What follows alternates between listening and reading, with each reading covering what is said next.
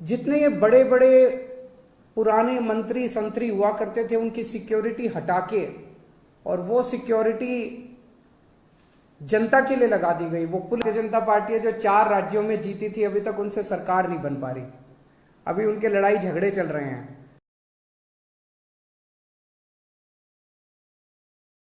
पंजाब के लोगों ने जितना प्यार दिया, अभूतपूर्व प्यार दिया, इतने वोट दिए, इतने वोट दिए, इतनी सीटें दी, सारे पुराने नेताओं को हरा दिया। एक तो वो कारण है, और दूसरा कारण है जिस तरह से पिछले कुछ दिनों में मान साहब ने जबरदस्त काम करके दिखाया पंजाब के अंदर। 16 तारीख को उनका शपथ हुआ, 19 तारीख, आज 20 तारीख है, 3 दिन, केवल 3 दिन हुए हैं, और 3 दिन में मान साहब तो सी कमाल कर देता। सारे पंजाब क्या पूरे देश में मान साहब की चर्चा हो रही है कि क्या गजब का काम मान साहब ने करके दिखाया है। We are really proud of you Mann साहब। जिस तरह से आपने ओथ के वक्त पूरे पंजाब के लोगों को बुलाया, 3 करोड़ पंजाब के लोगों ने शपथ ली। मेरे पास ढेरों मैसेज आए, मेरे पास ढेरों लोगों के फोन कॉल आए कि सर आज मैं भी टीवी के सामने बैठ के मैंने भी शपथ ली। जितने लोग वहां गए थे उनको भी ये लगा, पंजाब के लोगों को पहली बार ये लगा कि वो मुख्यमंत्री बन रहे हैं। ये बहुत बड़ा एहसास था पंजाब के लोगों को।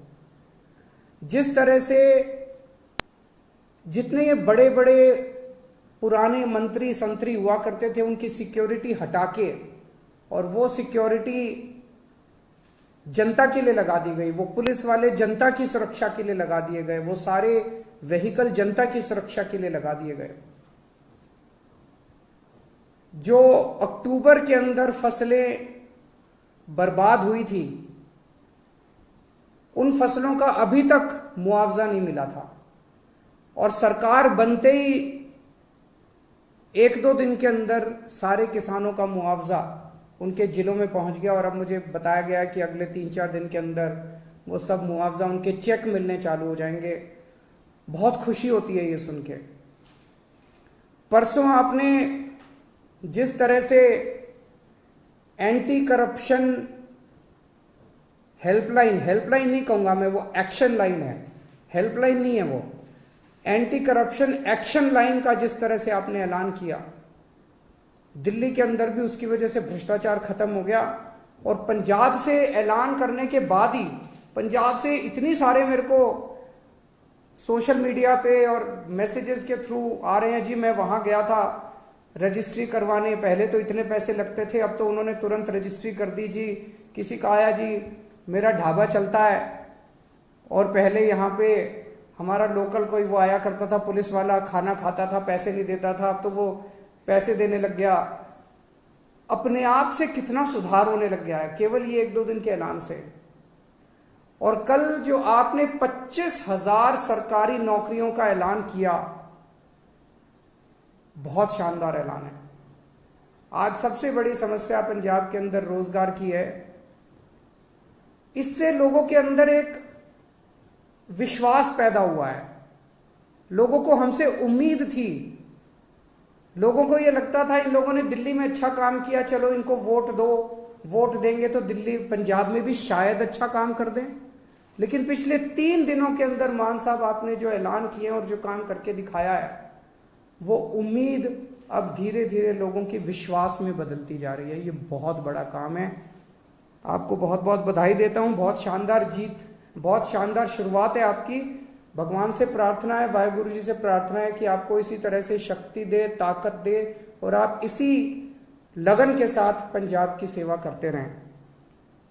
एक तरफ आप इतना शानदार काम कर रहे हैं, आपने ओथ भी ले ली, हमारी सरकार भी बन गई, हमारे मंत्री भी बन गए, इतने सारे काम भी कर दिए, और दूसरी तरफ भारतीय जनता पार्टी है जो 4 राज्यों में जीती थी, अभी तक उनसे सरकार नहीं बन पा रही, अभी उनके लड़ाई झगड़े चल रहे हैं, किसको मंत्री बनाएं, किसको ये बनाएं, किसको वो बनाएं। काम तो वो क्या करेंगे, उनसे उनकी सरकारें ही नहीं बन पा रही। कैबिनेट में जो जो मंत्रियों को कल शपथ दिलाई गई थी, मैं उनको बधाई नहीं दूंगा, मैं उनको शुभकामनाएं दूंगा। भगवान से प्रार्थना करूंगा कि आप सब लोग जो जो जिम्मेदारी आपको दी गई है, वो जिम्मेदारी आप लोग पूरी लगन, मेहनत और ईमानदारी के साथ पूरी करेंगे। एक एक व्यक्ति के ऊपर निगाहें हैं लोगों की, समय कम है। अभी अभी मान साहब ने कहा कि 70 साल खराब कर दिए हम लोगों ने, 75 साल हो गए आज़ादी को, 75 साल हमने खराब कर दिए, अब टाइम कम है।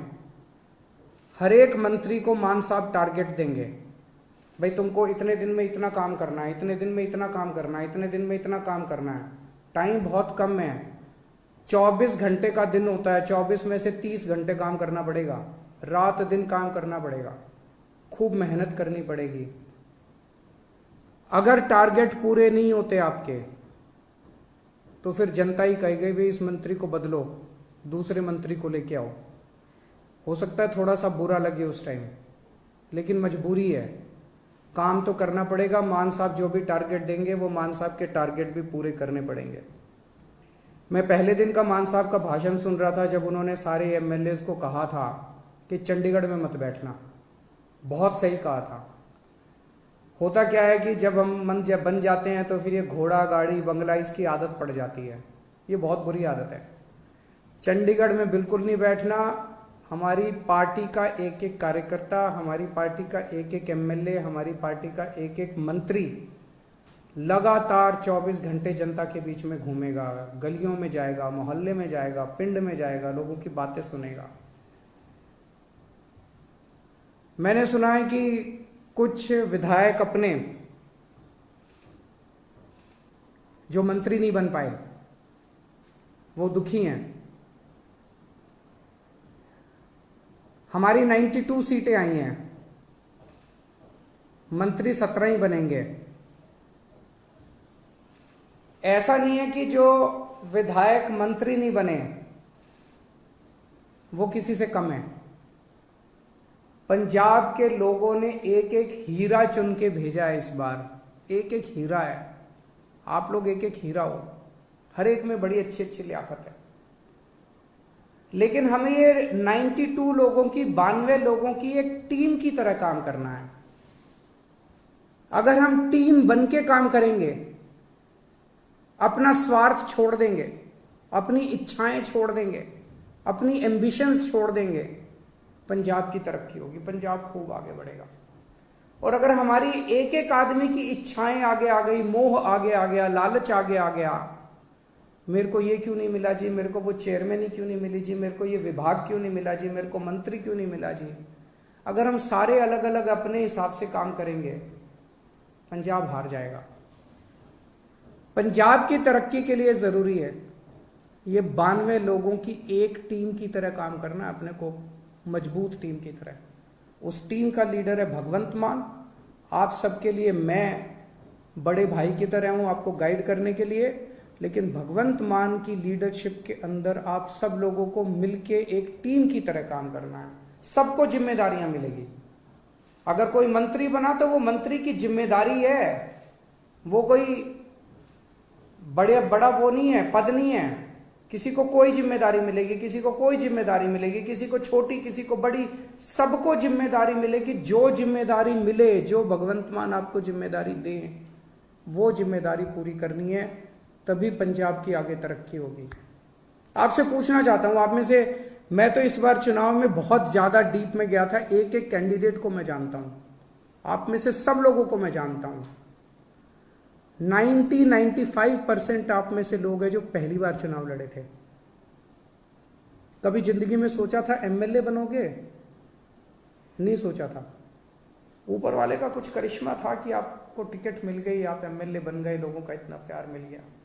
आप में से कुछ लोग हैं जो बहुत साधारण बैकग्राउंड से आते हैं और इतनी बड़ी बड़ी हस्तियां हार गई आपके सामने। घमंड मत करना, आपने नहीं हराया, जनता ने हराया है। कल आप उनकी तरह काम करोगे, जनता आपको भी हरा देगी। कभी घमंड मत करना। तो ये मत सोचो कि अब मैं एमएलए बन गया, अब मैं मंत्री बनूंगा, अब मैं मुख्यमंत्री बनूंगा। ये सब चीजें दिमाग में नहीं आनी चाहिए। ये अच्छी चीजें नहीं है। आप एमएलए रहते, अपना ऐसा काम करो कि आप ही की ख्याति चारों तरफ फैल जाए। आप एमएलए रहते हुए अपने हलके में इतना अच्छा काम करो कि आपकी ख्याति चारों तरफ फैल जाए, लोग आपको इतना प्यार करने लगे। किसी भी पद के ऊपर कुछ लोग आते हैं, कहते हैं जी मेरा हक था ये बनने का। ये सोच लेना ये जनतंत्र है, किसी का किसी पद के ऊपर हक नहीं है। जिस दिन जनता नाराज हो गई, 2 मिनट में मुख्यमंत्री को भी हटा देती है और 2 मिनट में एमएलए को भी हटा देती है। ये हमारे से पहले वाले जो थे, उनको भी ऐसे लगता था कि वो तो पैदाइशी मुख्यमंत्री बनने के लिए आए हैं, वो तो पैदाइशी मंत्री बनने के लिए आए हैं। 2 मिनट लगे, जनता ने सारों को साफ कर दिया।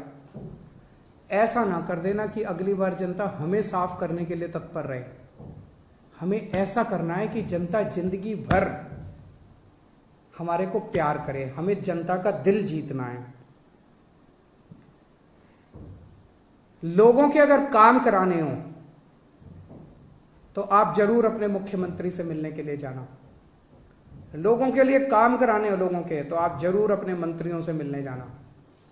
लेकिन किसी अपने हलके के डीसी और एसपी और थानेदार की पोस्टिंग कराने मत जाना।